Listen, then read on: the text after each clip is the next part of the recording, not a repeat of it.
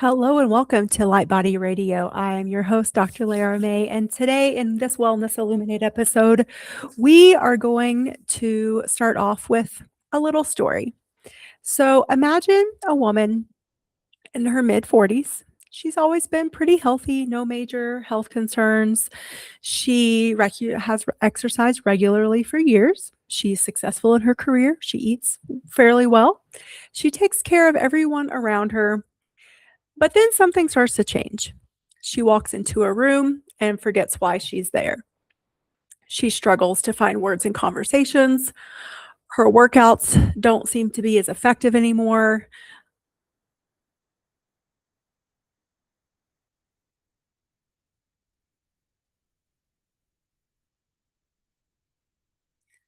The muscles she used to build very easily is starting to disappear, and her energy crashes in the afternoon. Her recovery becomes slower, her sleep becomes less restorative, and she begins to wonder, is this what getting older is all about, or is this all in my head? Or why don't I feel like myself anymore?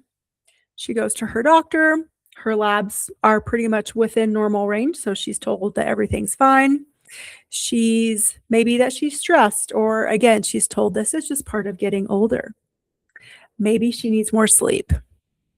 And while all those things may be partially true, what if we're missing a much bigger piece of the puzzle?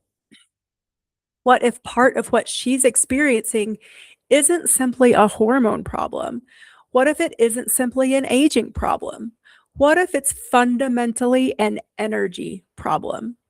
Because every symptom I just described has something important in common. They all require enormous amounts of cellular energy. Memory requires energy. Focus requires energy. Muscle maintenance requires energy. Recovery requires energy. Healing in general requires energy. And one of the most overlooked tools for supporting the body's energy system is a supplement that most people think is only for bodybuilders: creatine. So today we're going to explore why creatine may be one of the most underappreciated nutrients for healthy aging, brain health, mitochondrial function, hormonal resilience, muscle preservation, and longevity. Because this conversation isn't really about muscles in and of themselves. It's about energy, and energy is life. So let's talk about it. Let's illuminate it. What is creatine? Creatine is a naturally occurring compound synthesized from 3 amino acids: glycine, arginine, and methionine. Your body naturally produces approximately 1 to 2 grams of creatine per day. But you can also obtain creatine from foods such as red meat, bison, elk, fish, poultry. But you'll notice those were all animal products. So this is important if you're a vegan or vegetarian. So all of your exogenous creatine is coming from an animal source if you're not supplementing it. After production or consumption of these tissues, creatine is transported through the body and stored in tissues with high energy demands. So about 95% is stored in skeletal muscle, which is why for the longest time it was considered a bodybuilding supplement. But the remaining 5% is found in the brain, the heart, the nervous system, our retinas, and our reproductive tissues. So that distribution tells us something really important, that nature doesn't waste resources. So if creatine were only necessary for muscles, it wouldn't be concentrated in these other areas of the body, like the brain, the heart, the nervous system. Creatine exists wherever energy demand is highest. And that clue unlocks the entire story that we're going to talk about today. So we talked about this before, but it's worth saying again. ATP is the energy currency of life, of our biological lives. And so to understand creatine, we must understand ATP. And of course, ATP stands for adenosine triphosphate. It is the body's energy currency. Every biological process requires ATP. every heartbeat, every breath, every immune response, every hormone signal, every neurotransmitter signal, every detoxification pathway, every healing process, even thoughts require ATP. Without ATP, life stops. The challenge is that the body stores very little ATP, only enough for a few seconds of activity, which means ATP must be constantly regenerated every second, every minute, every day for your entire life. And this is where creatine enters the story. So we have a cellular backup battery. It's called the phosphocreatine system. And so inside the body, creatine combines with phosphate to form phosphocreatine. And think of phosphocreatine as an emergency energy reserve. When ATP is used, it loses a phosphate molecule and becomes ADP. Phosphocreatine rapidly donates its phosphate back to ADP, recreating ATP almost instantly. And this reaction occurs through an enzyme called creatine kinase. And the result is a rapid energy buffering system, the backup battery, the reserve fuel tank, a biological energy savings account, if you will. And so when demand suddenly spikes up, phosphocreatine helps maintain cellular function until the mitochondria can catch up. So this system is especially important in tissues that require constant energy production, like the muscles, like the heart, and especially the brain. Remember how much energy your brain requires? It's a lot for such a one organ, tiny organ in our body. So, one of the reasons is that I love functional medicine and I decided to dive into the practice of functional medicine is that it encourages us to look upstream. Conventional medicine often asks, what disease does A, B, or C treat? But functional medicine asks, what system does this support, or what system is affected that is then leading to these symptoms or these manifestations that we're dealing with? Creatine supports one of the most fundamental systems in human biology, and that's energy production. When energy production declines, the consequences appear everywhere. Recovery slows, hormones become dysregulated, muscle mass decreases, cognitive function declines, inflammation rises, resilience falls, symptoms emerge. And this is why I often say that disease is frequently discussed as a biochemical problem. And that's where functional medicine comes in. That's how functional medicine looks at disease. We aren't just slapping a label on it and then giving you a pill. We are looking at the biochemical problem. But before biochemistry breaks down, energetics often break down first. So the body can't heal without energy. The body cannot adapt without energy. And the body cannot thrive without energy. Creatine supports the energetic foundation of which the rest of our healing is built on.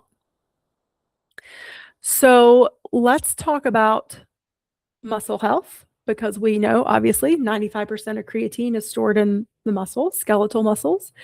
And more now, we're starting to talk about skeletal muscle as the organ of longevity, thanks to a lot of leaders in this space. One of the people that I listen to and learn from and follow is Dr. Gabrielle Lyon. She's a big proponent of this concept of skeletal muscle as an organ of longevity. So let's talk about that benefit that most of us are aware of in relation to creatine muscle. So when phosphocreatine stores increase, so when you have more and more phosphocreatine, ATP regeneration improves. This allows muscles to produce more force, more power, recover faster, train harder, and adapt more effectively. And over time, we see improvements with strength, lean body mass, recovery, and performance. But from a longevity perspective, muscle is increasingly being recognized as the organ of longevity. Why? Because how much muscle mass, how healthy our skeletal muscle is, regulates our blood sugar, which also translates to insulin sensitivity, metabolism, inflammation, bone health, mobility, and ultimately our independence as we age and get older. One of the strongest predictors of healthy aging is preserving muscle mass. Loss of muscle, also known as sarcopenia, is associated with increased mortality, frailty, falls, metabolic disease, and loss of independence. And I'm sure many of you out there are caretakers of aging parents, and so we see this in real life, in real time. So creatine helps protect against that decline, and that's why the earlier we consider ingesting it, the better.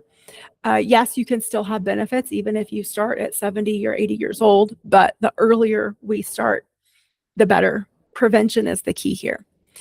And it's not because I want all of us to look like fitness models, because that creatine in and of itself won't make you look like a fitness model, but it will help us maintain our strength longer in life. And that will enable us to enjoy our lives for decades and decades to come.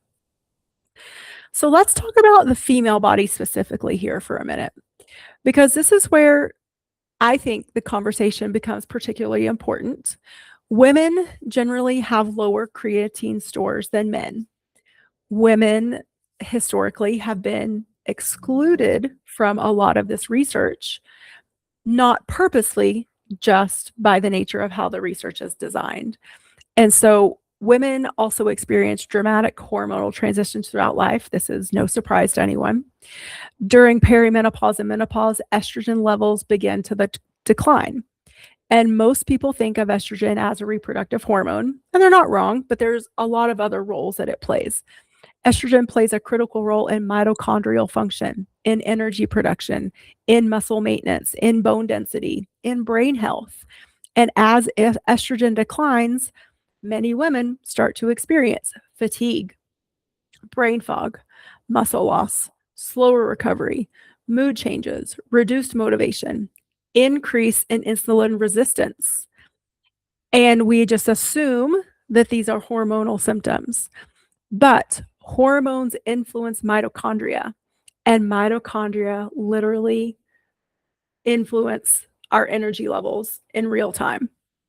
So part of what women are experiencing during this transition is actually an energetic decline occurring at the cellular level. And creatine provides support for the very energy systems that are struggling during this time. And that is one reason that I think creatine deserves far more attention in conversations about especially perimenopause and menopause. But if you think about this too, and I have a very special section for men today. So if you're a man, please don't change the channel yet. But I want to move on to brain health, and then we'll come back to the opposite sex and how creatine specifically influences their life, their energy, their aging. But there are a lot of parallels that you can already see just from evaluating the female perspective. But for now, I want to go into the brain health, because I think brain health may ultimately become one of the most important reasons people could possibly take creatine. The brain accounts for approximately 20% of the body's total energy consumption. Again, 20% of total energy consumption, despite it only being 2% of the total body weight. So one small organ consumes 1/5 of our daily budgeted energy. So again, I've said it before, but I'll say it again. Every thought requires ATP. Every memory requires ATP. Every decision requires ATP. Every emotion requires ATP. Your brain is one of the most energy demanding structures in the universe, really, because we are organic beings with organelles and organ function and organ systems. We are one of the most complex beings on the planet with all of these systems and structures. And so if you think about it, our brains are really one of the most energy demanding structures, at least on planet Earth. We don't know about the whole universe, but planet Earth for sure. And just like muscle, the brain relies on that phosphocreatine system that we talked about as the energy buffer. So, creatine acts as the reserve fuel for our neurons. And when energy demand increases, phosphocreatine helps rapidly regenerate ATP and maintain cellular function. So this has really led to researchers and the research exploding right lately, but investigating creatine in many more areas outside of just muscle mass, but including cognitive performance, brain fog, mental fatigue, depression, anxiety, concussion recovery, traumatic brain injury, neurodegenerative diseases, as well as healthy aging and longevity. One of the most fascinating concepts emerging from neuroscience right now is something called brain energy. And this is a simple idea. Many cognitive symptoms may not be neurotransmitter problems like we thought for so many years. They may actually be fuel problems, energy problems. The neurons are there, the wiring is there in the brain, but the cells themselves are underpowered. If there's a mitochondrial dysfunction, then they're underpowered. So when neurons lack sufficient energy, cognitive performance suffers. And this is particularly relevant for women during perimenopause, or even if you're a male going through normal aging. I'm sure you've also noticed your lack of energy, maybe your cognition declining. This is really important. If you feel like your brain doesn't work the way it used to, don't discount it. Don't just say, oh, this is a normal part of aging. It's time to take it seriously. And just ask yourself, what if it's not simply a hormonal phase? What if this is ultimately an energetic foundational problem? So, as mitochondrial deficiency declines, ATP production decreases. And when ATP production decreases, the brain struggles to keep up. The more we learn about the brain and the more it appears that cognition and energy are inseparable. An energized brain is often a more resilient brain, meaning it can handle more stress. And Lord knows we're living in a stressful time and we're honestly doing it to ourselves. But even if we weren't, even if we were fantastic at managing our own stress, there's lots out there in the world to create stress for us as well.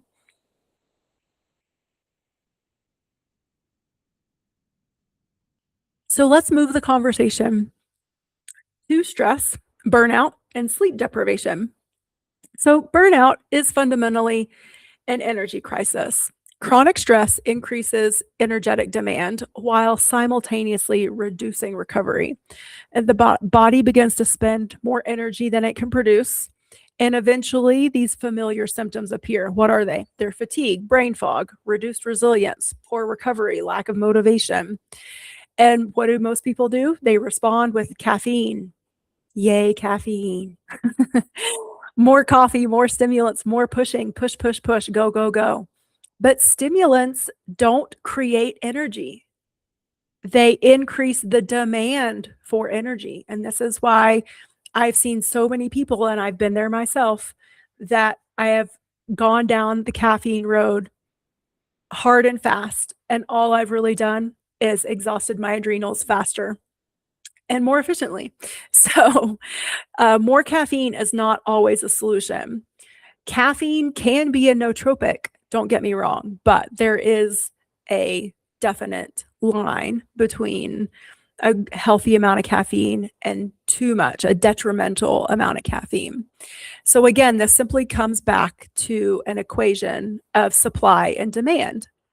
Creatine works differently than caffeine. Creatine helps support the systems responsible for maintaining energy availability. And interestingly enough, studies suggest creatine may be particularly helpful during periods of sleep deprivation.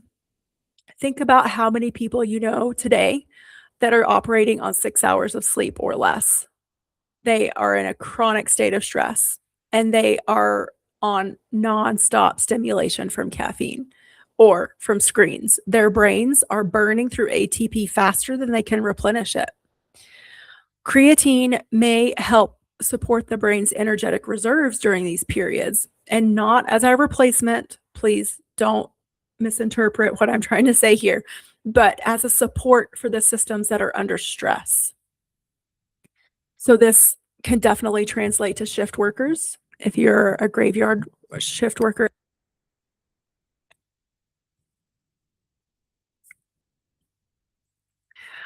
or if you're just perpetually sleep deprived. First of all, let's address why, but we're not going to go down that tangent today, but I'm saying for yourself to reflect, why are you perpetually sleep deprived? What do you need to change about your life to change that? But if you need that extra support, then creatine can definitely be an avenue for that support. All right. So let's talk about methylation and homocysteine. And we're going to get a little sciencey here. I know we like to be sciencey on this show anyway, but we're going to step further down into the biochem of this. So one of the most, I think, fascinating aspects of creatine involves methylation. And methylation influences a myriad of pathways in our body: detoxification, neurotransmitter production, hormone metabolism, DNA repair, cellular communication. All of that is dependent upon methylation as a process. But what many people don't realize is that creatine synthesis is one of the largest consumers of methyl groups in the body. Some suggest and some estimate up to 40% of methylation capacity can be dedicated to producing creatine alone. So to make creatine, the body uses SAMe, and it's one of our primary methyl donors. And as SAMe donates methyl groups, homocysteine is generated. And this creates a really interesting possibility. When we supplement with creatine, the body may not need to manufacture as much. So this actually may reduce methylation demand, spare some valuable methyl groups for other biological processes. So inadvertently decreasing a biological stress on the body. So who cares about this? But if you've heard of the MTHFR genetic variants, if that is perking your ears up, then you are one of the people that needs to be paying attention to this specific piece of the show today. If you have been told you have elevated homocysteine levels, and so in functional medicine, homocysteine is one of those markers that we check to measure the amount of inflammation and stress in your body. If you know you have a poor methylation capacity, if you already have neurological symptoms showing up for you, and or if you have cardiovascular risk factors present in your life or in your family history, then perk up, pay attention. This is important. Creatine may represent a very surprisingly valuable supportive strategy here for these issues. Not because it fixes methylation, but because it may reduce one source of the methylation burden, which, even though it's one source, could be super powerful and impactful for your body. So, all right, we covered that. So now let's move on to mitochondria and chronic fatigue. So the energy or the lack thereof for a lot of you. If mitochondria are the power plants of the cell, creatine is part of the energy storage and distribution network. Many chronic illnesses share a common feature, and that is impaired cellular energy production. And again, if you've listened to this show for any length of time, you're probably starting to hear some themes that constantly come up, even if we're talking about a very different thing from episode to episode. We're often talking about impaired cellular energy production. And this is really due to chronic inflammation. It sometimes can be due to mold exposure, viral illnesses, environmental toxins, nutrient deficiencies, hormonal dysfunction, chronic stress, all of the things. And patients often describe it Like, I never feel like my batteries are fully recharged. Even if I get a quote good night's sleep, I don't wake up feeling rested, or I never feel like really energized or charged up. And honestly, that might be exactly what's happening in the body. The issue is not motivation, but it's cellular energetics. Creatine doesn't replace mitochondrial function. Let's be clear about that. But it helps buffer the ATP availability when the demand exceeds production. It helps stabilize the energy economy of the cell. And this may explain why some individuals report improvements in mental clarity, cognitive stamina, exercise tolerance, recovery capacity, and physical endurance when they're taking creatine. So it's definitely not a cure for, and it's not a one size fits all, but it is something that should be considered for a myriad of aspects, I think, if we've shown nothing else today. All right. So we're finally here to our men's health section. For men, creatine offers benefits that extend far beyond that athletic performance because, again, it supports muscle preservation, it supports strength management and strength training, recovery from that strength training or any sort of exercise that you're doing, training capacity. How hard are you able to push it when you're in it? Healthy aging and metabolic health, which comes down to hormone health too. And men, you guys have estrogen too, and that also falls as you age. It's not as dramatic for men as it is for women, but it is happening. As men age, loss of muscle mass contributes to declining metabolic health and increased disease risks. So protecting muscle is one of the most powerful longevity interventions that we have available to us today. And creatine really helps support that effort and that mission. All right, I want to bust through some myths real quick. So probably the number one myth is that creatine damages the kidneys. This is not true. Creatine may increase creatinine levels. And so if you've had a BMP or a CMP done as part of your annual blood work, or maybe you get it done regularly for other issues, one of the markers that we look for on there is creatinine. And that is a direct reflection of kidney health. If we see it rising, then we usually assume then your kidney health is declining. And so when you take creatine, oftentimes you will see a natural slight rise in your creatinine because creatinine is a byproduct, is a metabolic waste product of creatine. So it stands to reason and it's normal for healthy individuals. Creatine has one of the strongest safety profiles in all of nutritional science. It has been researched since the 1800s, and it actually does not cause kidney damage. It just causes a natural rise in your creatinine levels because it's a byproduct. But in this case, it does not necessarily mean that your kidneys are damaged in any way, shape, or form. Myth number 2, creatine causes bloating. This is also not true. Creatine increases water inside the muscle cell, but this is not unhealthy water retention. This is not the same thing as bloating. This is not the same thing as retaining water. So keep that in mind too. And actually, the more hydrated your muscles are, the more effectively they can produce contraction. And again, all of those fitness benefits that we get from creatine is actually because of that bringing the water inside the cell. So the water follows the creatine monohydrate into the cell. Myth number 3, creatine is a steroid. It's not actually at all. Creatine is a naturally occurring compound found in food and produced in the body. And myth number 4, yes, is that women shouldn't take creatine. I hope we've already busted that myth today.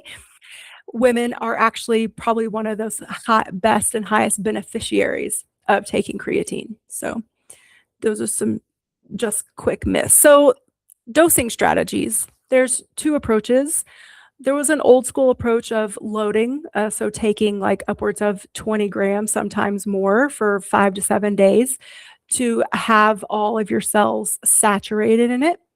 You can do that. It's actually not necessary for the long-term benefits. The only thing that's going to get you is to the saturation phase faster. But do realize that a lot of people will see GI side effects if they're doing those large loading doses. So you might have abdominal cramping or diarrhea, loose stool. So especially if you're already someone healing from a GI disorder, maybe we definitely don't do the loading phase. So there's no difference in outcomes for those that don't do the loading phase. So you can take 5 to 10 grams per day of creatine monohydrate every day, and you'll have the exact same long-term benefits. Consistency matters more than timing.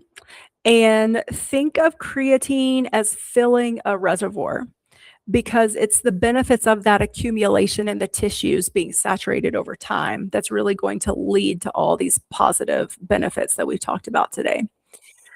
So I want to take us back out, big picture. The more that creatine gets studied, the less that I personally think of it as a sports supplement specifically. And I think of it more as an energy supplement, again, because that's cellular energy. And more importantly, even beyond that, is it's a longevity supplement, because aging itself is largely an energy problem. It's an inflammation problem. As we age, mitochondrial function decline, brain energy declines, muscle mass declines, recovery declines, resilience declines. So creatine sits at this perfect intersection of all of these processes. It supports the muscles, it supports the brain, it supports energy production, it supports ATP, it supports the mitochondria, it supports resilience. And resilience really is what healthy aging is all about. That ability to adapt, the ability to recover, the ability to maintain function despite stress. The body cannot heal without energy, without ATP. The body cannot transform and change without energy and ATP. The body cannot express its highest potential without energy. And so creatine is not magic by any stretch of the imagination, but it does support one of the most fundamental currencies of life as human beings on this planet, which is ATP. And so when we support our energy, we support the fundamental aspect of healing and of being in homeostasis and thriving in our everyday lives. So hopefully today's episode challenged the way you think about creatine, if not changing your mind and opening your mind about it. So I would really appreciate it if you found that it challenged you or opened your mind, that you share it with someone who you think can benefit. If you're struggling with fatigue, brain fog, hormonal change, metabolic dysfunction, or simply want to optimize your health and longevity, I would love to help. You can reach out to me at drlaramay.com. But until next time, remember that energy is not just about feeling good. Energy is the foundation upon which healing occurs. So support your energy, support your healing. And thank you for joining me on Light Body Radio today. We'll catch you in the next episode.